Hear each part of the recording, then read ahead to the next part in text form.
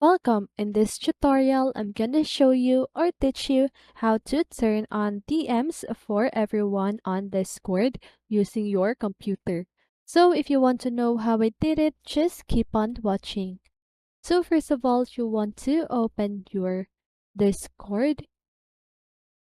Okay, so now just go ahead and click on the settings icon at the lower left side of your screen.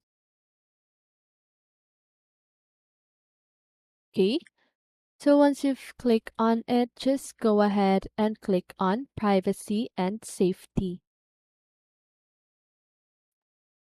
And here at the server privacy defaults, you can see the Allow direct messages. Wait, Allow direct messages from server members. Okay, so you need to toggle that switch on, and that should turn on DMs for everyone on Discord. Okay, and that is how you do it. So I hope this video helped you, and if it did, make sure to like, subscribe, and hit the bell notification so you won't miss a video. See you in the next one, and have a great day.